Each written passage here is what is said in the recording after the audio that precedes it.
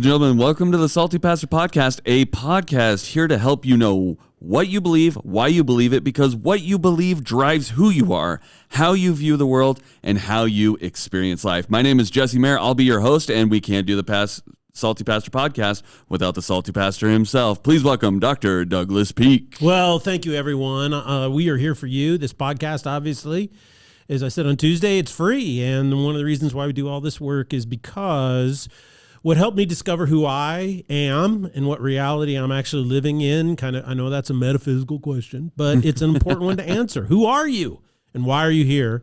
And I discovered that through challenging myself on what I believed. I really had to ask myself, what do I think is really true and what isn't? And that's why we do this for you, so that you can have a perspective, but also the truth. You can have facts and data and things of that nature presented in a way that helps you challenge yourself to think about what you really believe. I'm not trying to tell you what to think. I'm trying to help you learn how to think for yourself. Well, we're in the book of 1 John. We've been studying that. We've been learning some main principles, mostly one, that life can be senseless because the world is filled with nonsense. Yes.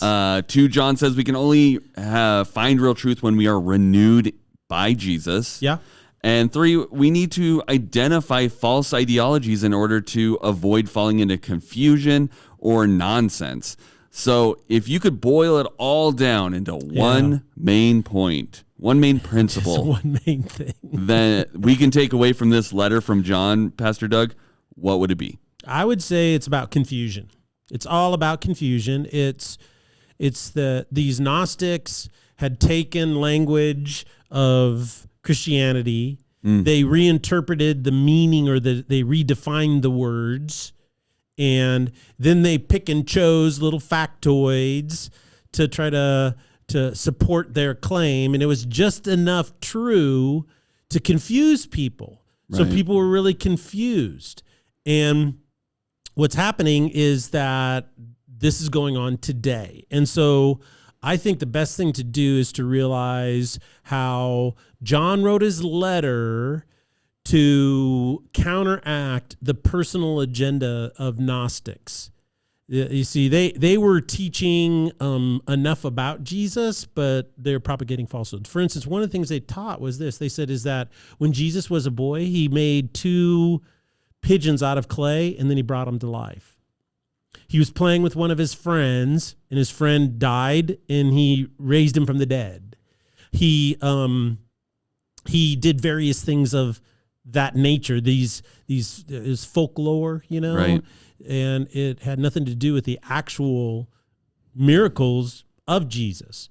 They went on to say things like Jesus and Mary Magdalene was his concubine, and they did all these kinds of really weird things, and they did it because they were trying to create enough believability. So the Gnostics, in some ways, and people of various started various religions have found this to be true, is they were very similar to illusionists today. Okay. You do enough to make it look like, oh my goodness, that's real. Right. But it's actually an illusion. It's not true. And so what John's trying to do is teach us how to operate and how to navigate through all these illusionary things that are constantly confusing us as people. Okay. So that's what it was all about. So today we see that Gnostics are doing the exact, not the Gnostics, but modern day Gnostics are doing the exact same thing. They're trying to create confusion in order for us to not be able to discern what is really true and what really is not true. And I think predominantly you see it, in political ideology, selfhood ideology, political ideology, and we'll address some of these things later on. So I've been getting a lot of different information from a lot of different sources my entire life. I'm a millennial. I'm kind of one of the most confused generations so far, because of the way, the invention of internet, the way media has been propagated, all these different things. And so I'm constantly trying to ride this line and trying to discover what is really true and and try to demystify these things, because I grew up in Idaho. I had a conservative upbringing. I grew up in the church, and then I went to college, did college in a fairly conservative area in southern Utah. But then when I moved out to Oregon, it was a whole new world. Yes, and then I was on tour world. and met a lot of different people with a lot of different perspectives, which had ended up raising a lot of good questions about different things that I had believed from my childhood that I had not really discovered in myself what I really believed. It was, oh, well, grandma said this, or the pastor said this. And it took me a while to really work through those things. But the only reason I was able to work through those things was because I had a base core of beliefs. And then I debated, I worked through those things. And so there was a lot of times when, probably at the lowest periods of my faith when I was out on tour, I felt the most confused, because then that's when I started going, well, maybe what I know isn't what I know. And when you get into that headspace, then literally anything anybody's telling you starts to go, well, maybe that's true. Maybe that's true. And then I had a reconnection and really drilled down and did that. So I think that's the most important thing. But those were the hardest points in my life, was when I didn't have that clarity and I couldn't have objective truth. So what principle does John give us that's going to bring us clarity in our confusing times, or just in life in general, that's going to kind of blow through all this fog and this mist of nonsense that we're surrounded with on a daily basis? Well, he kind of concludes it in chapter 4, and then in chapter 5 he says it again. He says, this is the victory that has overcome the world, and it's our faith. And it's because of our faith, he is in us, and he is greater than he who is in the world. And so I think that we have to really challenge our faith. And a lot of people use the word faith to mean trust and not worry about it. I'm going to be faithful, not fearful. So if something bad goes on, I'm not going to freak out and have anxiety. I'm just going to trust God that it's going to work out to the good, eventually. Right. But faith also is the assurance. In Hebrews, it's the assurance.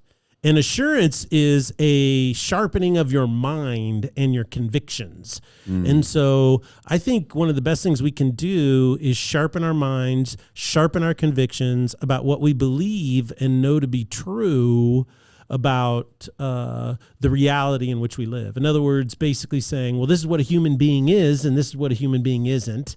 This is why human beings do what they do and don't do what they do, human nature. And this is how God says you heal that, fix that, set people free. So I have to kind of reorient my perspective because of my faith on how I view the reality in which I live. And if I don't do that, I'm going to be very confused. And I think there are 3 main areas of confusion today that are very powerful, that are really primarily creating so much confusion. The first one is in the area of sexuality. I think sexually, people in all Western cultures, particularly America, are extremely confused. And young people are more and more confused. Sex is ingrained in our DNA. It's a part of or part of what God placed within us when he created us. And our sexual drive is a invitation from him to be a co-creator. Where does a human being come from? Right. And where does the soul come from? When a husband and a wife come together and they conceive a child, they give birth to that child develops a soul, right? And Christ died on the cross for that soul. Isn't that? And so you as parents have co-created with God. Right. Right. And I mean, that's a phenomenal thing to think about. And so it's a very powerful drive within us. But like all really wonderful, blessed, powerful things within us, Satan corrupts it. He can corrupt that drive, and it's the perversion of the drive that really kind of hits you, So if I was going to corrupt the drive, I think this is how I would do it. First, you'd want to fan the flames of the drive. You'd want to create an environment where it dominates everybody's thinking, everybody's focus. You want to convince them that they can't live without it, or if you don't listen to what it's telling you what to do, then you're not being your authentic self. In essence, what I would do is I would turn my sex drive, or everybody's sex drive, into a god to worship. Right. And if you look back out throughout history and religious history and everything else, is sex has always been a god that people, back in, biblical times, it was all about fertility gods, right. And even today, you can go down to Jamaica and buy fertility goddess idols on your trip down to Ocho Rios if you want. Stop off the cruise ship and buy a fertility goddess and put it on your mantle at home. So this has been a part of human nature for thousands and thousands and thousands and thousands of years. But by doing that, what you do is human devotion, human ceremony, human ritual, human worship, even fanaticism all surrounds the worship of the sex drive as a god. And that's what I call pornography. I mean, pornography is the church of the god of fertility or sexuality today. I'm not sure if I trust what people are saying when they talk about it because they're trying to mainstream it, but I do believe the trend that porn is growing, and it's growing most quickly among women, and these are girls, young girls and preteen girls, and so all this is growing, and it's part of it's because the delivery system is so easy today. Right. But it's just becoming more prevalent. The journal JAMA, which is a medical association journal, reports that pornography changes the structure of a person's brain. It actually changes the neurochemical structure and pathways of your brain. It also is proven to destroy the virility of men and men's ability to bond with other human beings, particularly women. So if I were to undermine and create confusion in the world, I would use sex to do it. Because once you're able to fan the flames of this drive and treat it like a god and worship it with all of its requirements, then I would create confusion about what a male is, what a female is. I would create confusion about who we're attracted to and where attraction comes from and how you can build an identity around it. And then now what we're seeing is an explosion of transgenderism and what that really is. From 2017 to 2019, there has been a 220% increase in LGBTQ characters in children's cartoons. Oh my gosh. In Cartoon Network and in Nickelodeon, there's been a massive increase in characters that do this. Now, what's really fascinating here is that when you study Gnosticism from the 1st and 2nd century, the Gnostics perverted women's roles. What they did is they tried to take women and change them. And one of the things they did is they decided that we were going to that they would use women's menstrual blood for communion in their worship services. That's a lot. That's a lot. Isn't that strange? And we look at that and go, whoa, that is so crazy. Well, guess what? Emilia Clarke, Game of Thrones actress, has a new miniseries coming out, and her character has superpowers. And guess where she gets her superpowers? From her menstrual cycle. Okay. This is what she says, and I quote, "For women, the bloating, the hair growth, the mood swings, the acne, all of it. We hate that when it happens. Speaking for myself and everyone I've ever met who has had a period. So what if we turned that around and made the period something that we can feel as this unique, crazy, superhuman thing that happens in our body? When Maya is scared, she goes invisible. When she's angry, she has superhuman strength. She can swing like Spider-Man from her hair, armpit hair." That is just downright weird. But the thing is what's amazing is how close it is to 1st and 2nd century Gnosticism and their practices. That the church of sexuality is we have the freedom to do whatever we want. We have the freedom to impose our religion of sexuality on you. And if you're against it, you're a heretic. And that's where Gramsci's theory, if you're not familiar with Gramsci, he was an Italian philosopher. And he was also a fascist with Mussolini. And as a philosopher, he wrote that the most powerful way to control people is not through government force, but through what he calls a cultural hegemony, meaning cultural pressure. And if we can get everybody to buy into what we believe, our values, and then what we do is we force that on everybody and shun people who don't.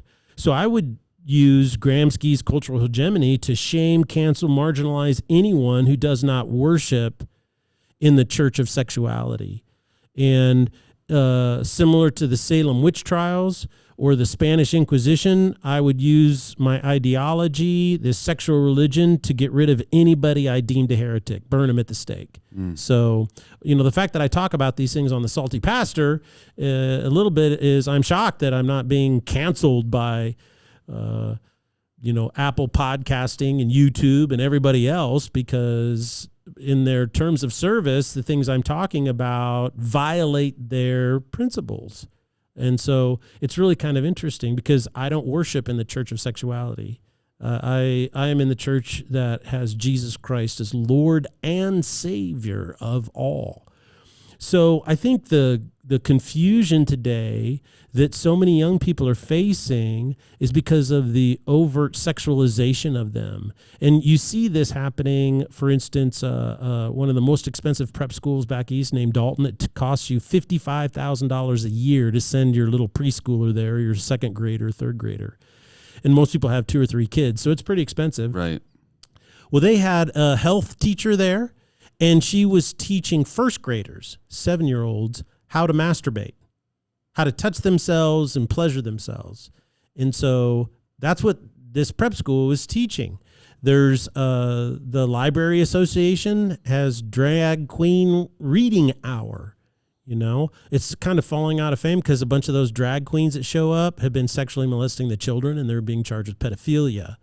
And so, but a lot of people are not aware of this, is that there's an organization out there. It's called NAMBLA. It's the North American, or the National Association of Man-Boy Love. National Association of Man-Boy Love. Got it right. Sorry, I stumbled over that, everyone. But what they do is every year is they submit legislation in state legislatures to lower the consent age for sexual contact because they want to be able to have contact with sexual minors. And so the transgenderism movement, a lot of people are not aware of this, that the primary purpose, I believe, of the transgender movement is to lower the age of consent sexually for kids. Now, the reason we have an age of consent is because kids don't know. They're not mature enough to know what they're consenting to. Right. They have no idea what sexual diversions from what we would consider sexual normalcy will do to them psychologically throughout their life. But in transgenderism, you can go to school, you can talk to your counselor, your parents will never know, and they can convince you that you're transgendered when you're in the 4th grade. And they can put you on hormones and puberty blockers and all these things without parental consent in some states. And so people are like slowly waking up to this and go, isn't this child abuse when you do this to a kid? Yes. But the advocates, the priests and prophetesses from the church of sexuality will do anything to propagate their ideology. And they want to use your kids to do it. And they know if they can get your kids addicted to it, if they can fan the flames of this drive, that's what's going to happen. It's the exact same thing as why a drug dealer shows up on the elementary school playground. He puts his drugs in candy and gives it to kids for free because he's generating a new market. And so it's the exact same thing. Well, let's talk about our second biggest area of confusion. What you'd said we had 3. What was your second one? Well, this is in politics, and our society and how it's structured. History has very few axioms, meaning truths that are always true no matter what, but there are a few.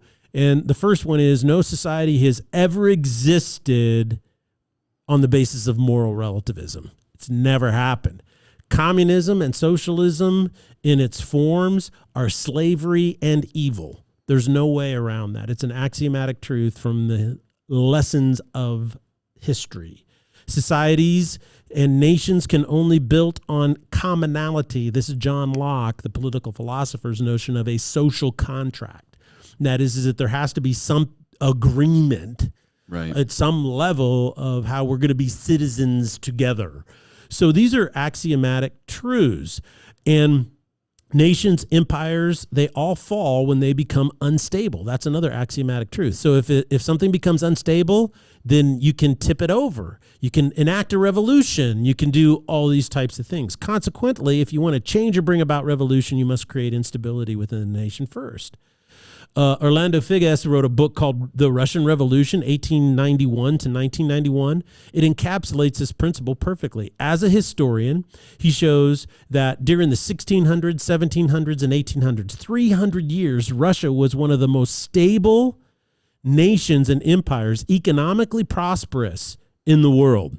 All of this other stuff that was happening down kind of in France and Italy and all of these things that were going on, it wasn't happening in Russia. It was extremely stable. They had a massive military, an army. Anybody who tried to go up there and attack them, they would just destroy them. And economically, it was very stable. But in 1891, Russia was hit with the worst famine ever. It was a drought, massive drought. And so it was really bad. And that's when the Bolsheviks started to try to destabilize the country. And what they did is they took partial truths and half-truths, according to Figes, and they created stability, and they created class warfare and social warfare. They created all of this stuff, right? And then but it took them 25 to 30 years before they could actually enact their revolution. So it took a long time of creating instability. Fast forward to the 30s. What did Adolf Hitler do? He said, look, we're in a mess because we're economically destroyed. And then what he did is he created national identity by creating a fight with the communists and the Jews. And so what he did is he created instability first and said, I'm the answer to the stability. And so when people propagate fear and propagate instability, then whoever has the answer, people are like, I'm so tired of all this instability, I'll try that. Right? And that's where revolution comes from. Now, today, there are various groups that are attempting to destabilize American society in order to revolutionize society. And let's just take one group in particular. This may surprise everybody, but the media, for example. The media is trying to destabilize our society. Now, what I mean by that is I do not believe there's a media conspiracy primarily, out there that they all get together with the Illuminati and how can we have all of our media companies destabilize society so that we can take over the world. And the main reason I don't believe that is because media people are not intelligent enough to get together and come up with a plan like that. The main reason, though, is... Getting salty. Salty. The main reason, though, I cannot deny the fact that people always respond to incentives. They always respond to incentives. And the primary incentive in our media today is to light something on fire and watch it burn. Somebody used to say about preaching back a couple hundred years ago, says, if you want to attract a crowd, just light yourself on fire and people will come to watch. And so the thing is that you can't trust anything the media is framing or saying. You have to find a place where you can get information. I'm not saying don't do that, but what you might want to do is try to figure out is that I can't even trust the frame, even if it's people that you really think you trust. Right? You have to be careful because their incentive subconsciously is to create a problem so that you're concerned about it, so that you'll tune in the next day and find out. One of the best things you can do if you want peace in your life is turn off the news. Just quit watching it. And I think political social society is being rent because people who want to make money in our society have an incentive to polarize society and create a fire so that everybody else around it is, on fire and trouble, but they're reporting it so that they can make more money and have more views. Well, and I see that polarization in a lot of my friends and family, and just as I've been across the country. Like I said, I grew up in Idaho, then moved to Oregon, then traveled across the country. So it's like I've got friends on Facebook of all political spectrums and thought processes. And then on top of that, I work in creative arts. I study other media, things of that nature. And so I'm constantly seeing politicians and media people trying to put their own spin on this thing that's definitely going to kill us all, ruin the world, destroy the country, whatever. And they all do it. All of them. Yeah. This is not a one side is doing everything. It's they all have an agenda. They're all wanting to destabilize something so that they can then prop themselves up as the solution. Yeah. And I see a lot of my friends who get really wound up over these things and go, I need to go fight this battle because, you know, so-and-so on Fox News or so-and-so on MSNBC told me that this is the thing that's happening, or such and such president told me, or whatever. Like, it's all of them want to be your savior, so they're going to create a problem so that they can save you from that problem that they created, whether it's a actual one or it's a phantom problem. So it turns into this us all just arguing with each other over phantoms of these people that just are doing it as a power play, and they're like, this isn't a real thing. They're just trying to light you up so that they can be your firefighter and save you. They can save you. There's only one person who can save you. Yep. Jesus. Yep. So we're getting towards the end of this. Let's quickly talk about point number 3 before we wrap up. Well, this one's a little more abstract. It's kind of hard to articulate, but I will give it the old college try. I believe in you. You believe in me. But this has to do with the French philosopher Jacques Rousseau, who wrote extensively, and his philosophy is the predominant philosophy of modern-day Gnosticism, which is the predominant philosophy of how our media, all of our cultural elites, everybody comes out of Ivy League schools, doesn't matter what letter you have politically after your name, everybody thinks this way. And so it's really influences everybody. And what Rousseau did, and let me try to boil it down to this, the underlying question was, how do you know the you that is you? Okay? Whether you know it or not, you are trying to figure out who you are and what makes you happy or fulfilled. Right. Right? Everybody's on a happiness quest. Now, very few people think in the terms that Rousseau thought in, and very few people think in these terms each and every day, but it's a big deal to philosophers. Right. You know, they're framing this, and what they're doing is they are actually describing what's really going on from an objective viewpoint. And Rousseau taught that what is in you is what is authentic. In other words, the pure you, the real you, is what's inside of you, and society is the thing that ruins it. Therefore, whatever you think, the you that is you, that means who you are or what you are, is authentic. And if society does not celebrate and affirm whoever you think you are, then society is the problem. Okay. Now, almost everyone rejects this idea except in one area: sex. Everybody rejects this idea except for in the area of sex. Now, I mentioned before, Aldous Huxley wrote a book, Brave New World, and it's a dystopian view of the future. And in it, he wrote this back, gosh, I don't know, 100 years, not quite 100 years ago. But he said there's going to come a time in this dystopian future that if someone wants to have sex with you and you don't have sex with them in the way that they want, then that's an insult. So see, he prophetically saw, even though he was an atheist of all people, saw where this Rousseauian ethic was leading American society.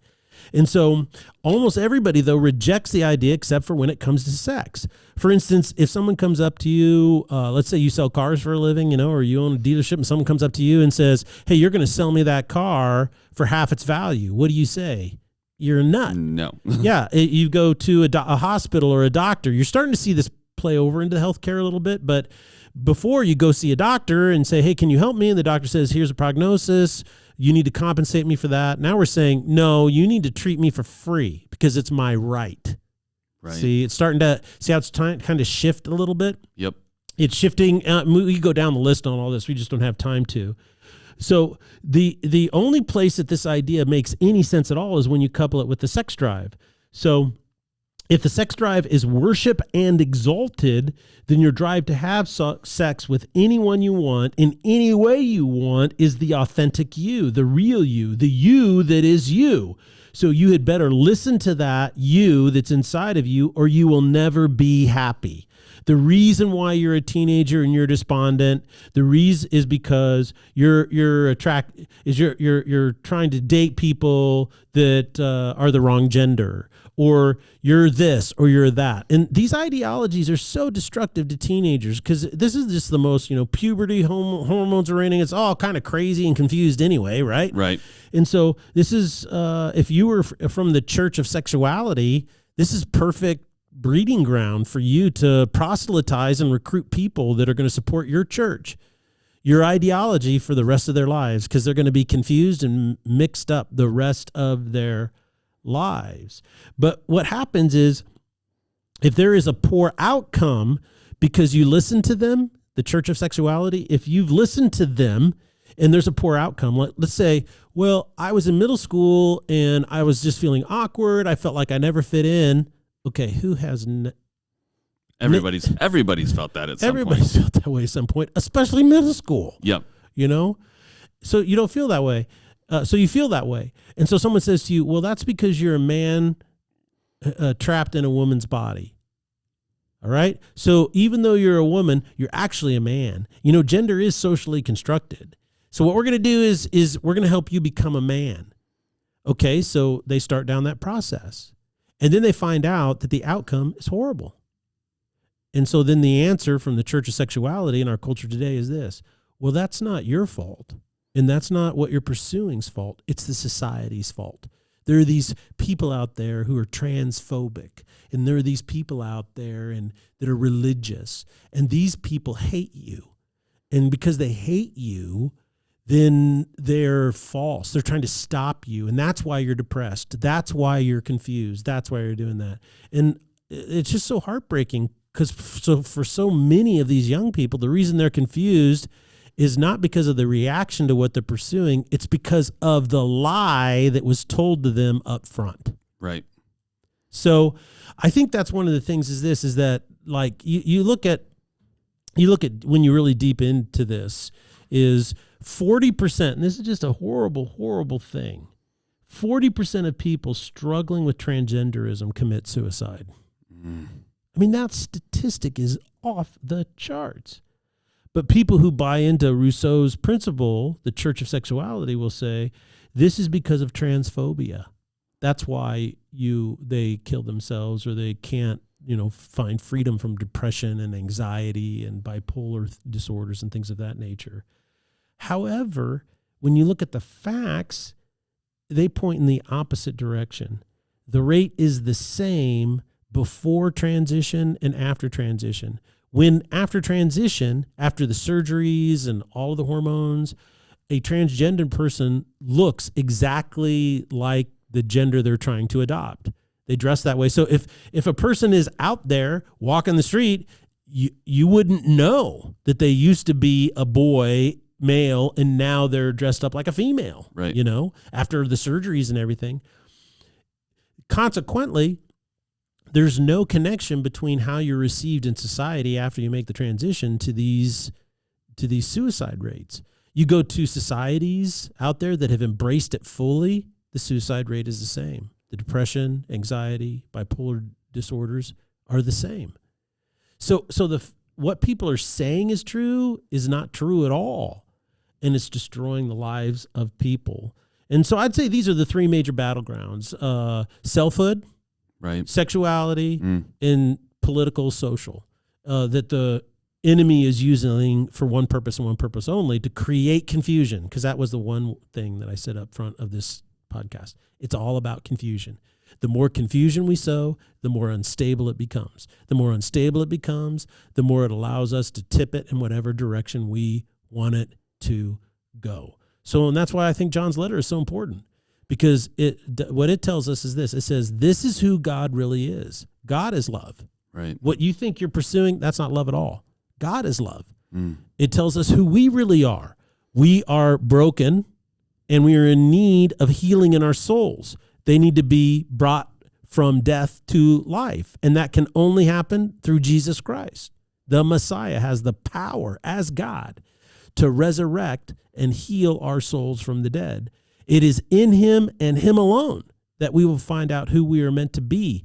We cannot understand the reality, the metaphysical reality in which we exist. We can't understand ourselves. We can't understand who we were meant to be apart from Jesus Christ, our Lord and Savior, our God and King. Well, I am feeling significantly more clarified in a lot of things after this series, and I think it's always good for us to come back to this. I mean, it's good. We kind of alternate between different needs as you see them in the congregation, and obviously this series is something that everyone in the world's dealing with, of feeling like there's just nonsense and confusion everywhere. So we really love that you've been spending so much time focusing on this. Next week, we're starting our brand new series, but we still have Sunday before then where you're going to kind of wrap up this whole series on nonsense and a neat little bow and send it off before we move into Get Up and Go, which is about activating your faith and doing something with it. So we're really excited about that. Please join us on Sunday here at beautiful Boise, Idaho, Foothills Christian Church for the end of nonsense. Thank you, everyone, and I can't wait for the Get Up and Go series.